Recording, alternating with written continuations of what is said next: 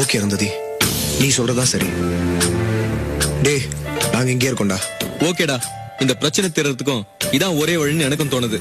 நீ எதை பத்தியும் கவலைப்படாத, எதா இருந்தாலும் நாங்க பாத்துக்கிறோம். தேங்க்ஸ்டா. டேய் வாங்கடா. ஒரு நிமிஷம், உங்க போனை கொஞ்சம் தரீங்களா?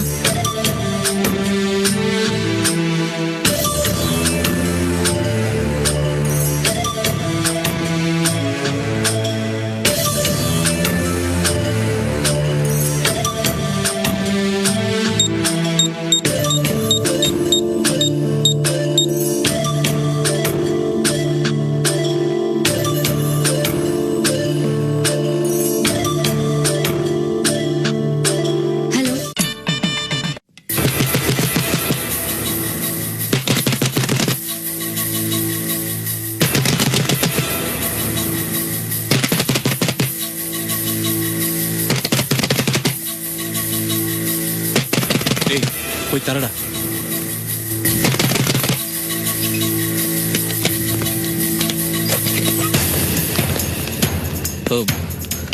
என்ன சார் வேணும்? யாரா நீங்க தங்கிருக்கீங்க?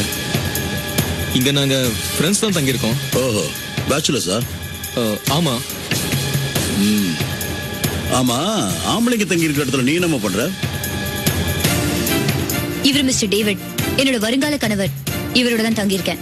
அது எப்படிமா? ஏற்கனவே தாலி கட்டின புருஷன் செல்வன் ஒருத்தர் இருக்காராம, அவரு உயிரோடு இருக்கும்போது நீங்க இவரோட வந்தது சட்டப்படி குற்றம். பேசாம எங்க கூட கிளம்பி வந்துரு.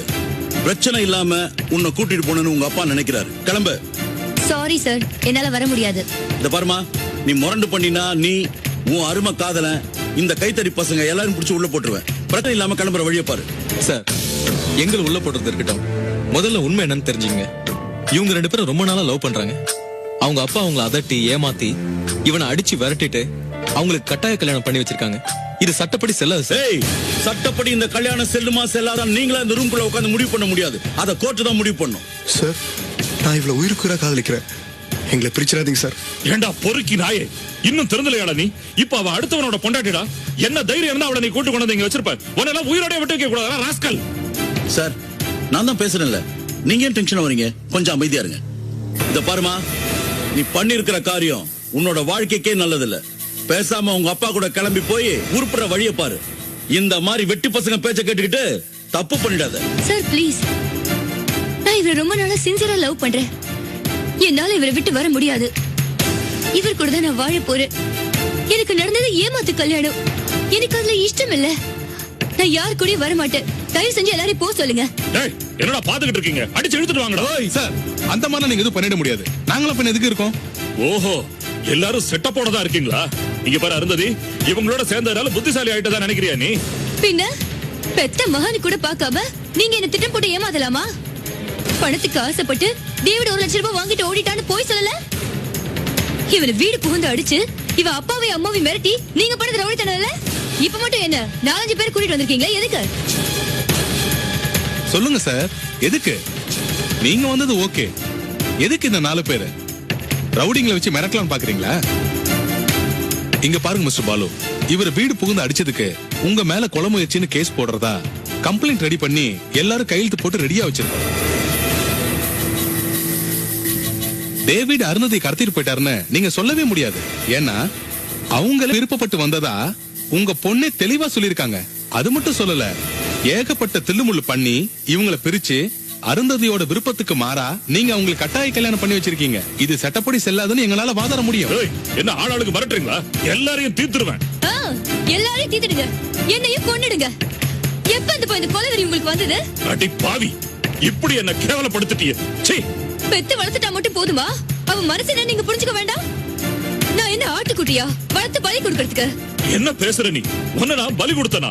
ஒரு தங்கமான பையனுக்கு உன்னை கல்யாணம் பண்ணி வச்சேன்.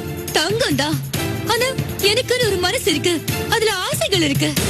அந்த ஆசையை மதிக்கணும் நீங்க நினைக்கலையே, அதை அழிக்கிறதுக்கு உண்டான வேலையை தானே பாத்தீங்க.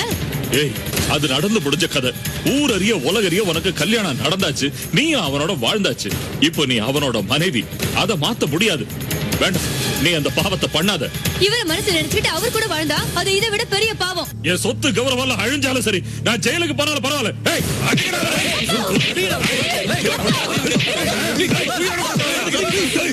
செல்வம். சார், நிறுத்துங்க. போங்கடா, நிறுத்துங்க. போங்க அந்த பக்கம் போங்க. இங்கே நில்லுங்க. என்ன சார் நடக்குதுங்க? இவங்களெல்லாம் கொலை பண்றதுக்கு அவதாரம் எடுத்திருக்கீங்க. உங்க வயசு, மரியாதை, கௌரவம் எல்லாத்தையும் ஒரே நிமிஷத்துல மறந்துட்டு எப்படி சார் நீங்க போய் இப்படிலாம்? நான் சொல்றேன், தவறா எடுத்துக்காதீங்க. எதையோ ஒண்ணு உங்க மனசுக்குள்ள நீங்களே நினைச்சுக்கிட்டு அதுதான் கௌரவம் நம்பி வாழ்ந்துகிட்டு இருக்கீங்க. அது கிடையாது. நான் ஒண்ணு கேட்கட்டுமா? இப்ப இந்த பொண்ணை இவர்கிட்ட இருந்து பிரிச்சு ஏன் கூட அனுப்பி வச்சுட்டா உங்க கௌரவம் எந்த பங்கமும் இல்லாம பத்திரமா இருக்குமா?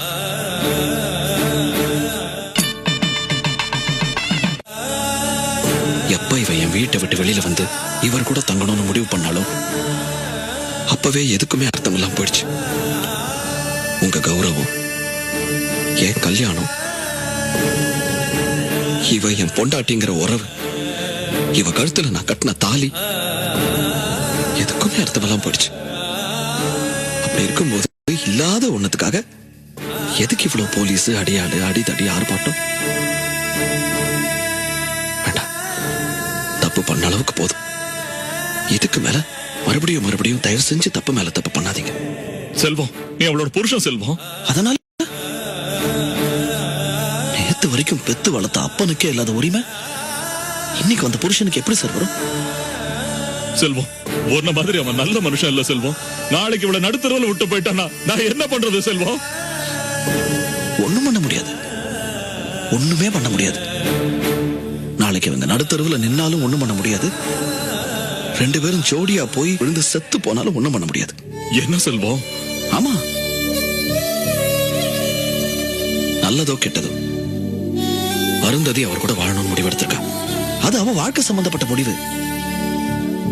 அந்த முடிவுல அவங்க ஜெயிச்சு அவங்க நல்லபடி வாழ்ந்தா பார்த்து சந்தோஷப்படுங்க. இல்ல நீங்க பயப்படுற மாதிரி நாசமா போயிட்டா வருத்தப்படுங்க. அவ்வளவுதான் உங்களால முடியும். இதை தாண்டி அவங்க முடிவுகள்ல தலையிடுறதுக்கோ இல்ல அவங்க உரிமைகளை பறிக்கிறதுக்கோ உங்களுக்கோ எனக்கோ அதிகாரமே கிடையாது. இந்த உலகத்துல வளர்ந்த ஆளான ஒவ்வொரு மனுஷனும் தனக்குன்னு ஒரு உலகத்தை அமைச்சுக்கிட்டு அதுக்குள்ள வாழ்ந்துகிட்டு இருக்கான். ஒருத்தரோட உரிமையை இன்னொருத்தர் தட்டி பறிக்க முடியவே முடியாது. இப்போ நீங்க சொன்னீங்க இல்லையா, இவன் உன் அளவுக்கு நல்லவன் கிடையாதுன்னு. அது உங்க ஒப்பீனியன், அவ்வளவுதானே. உங்க பார்வையில நான் நல்லவனா தெரியுறேன், அவ பார்வையில அவர் நல்லவரா தெரியுறாரு, அவ்வளவுதான். அது மட்டும் இல்ல சார், ஆரம்பத்துல இருந்தே நீங்க நிறைய தப்பு பண்ணிருக்கீங்க. யோசிச்சு பாருங்க. அவளை ஏமாத்தி, அவ காதலை கொலை பண்ணி, அவளை அவர்கிட்ட இருந்து பிரிச்சு, எல்லாத்துக்கும் மேல அவளை கொண்டு எனக்கு கல்யாணம் பண்ணி வச்சு, ரொம்ப ரொம்ப தப்பு இல்லையா அதெல்லாம்? இதெல்லாம் பத்தாதுன்னு இப்ப ரெண்டாவது முறையா அவளை அவர்கிட்ட இருந்து பிரிச்சு ரெண்டாவது முறையா என் கூட சேர்த்து வைக்கிறதுக்கு உங்களுக்கு போலீஸ், அடியாளு இதெல்லாம் தேவைப்படுது. அல்ல சார், உங்களுக்கு தெரியாததா?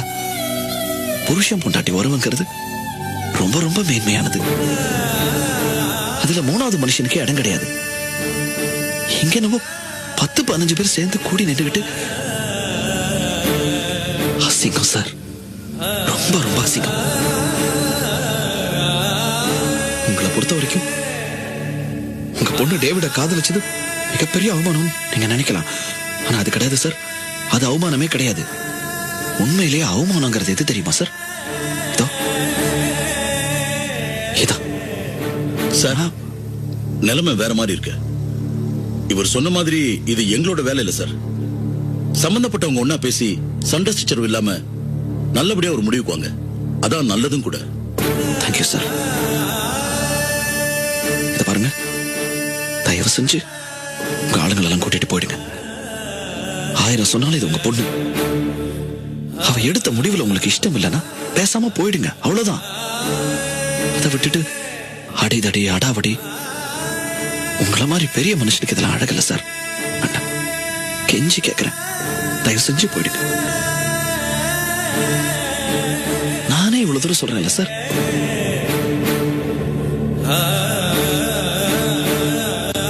உண்மையிலேயே என் மேல ஏதாவது கொஞ்சம் மதிப்பு மரியாதை வச்சிருந்தீங்கன்னா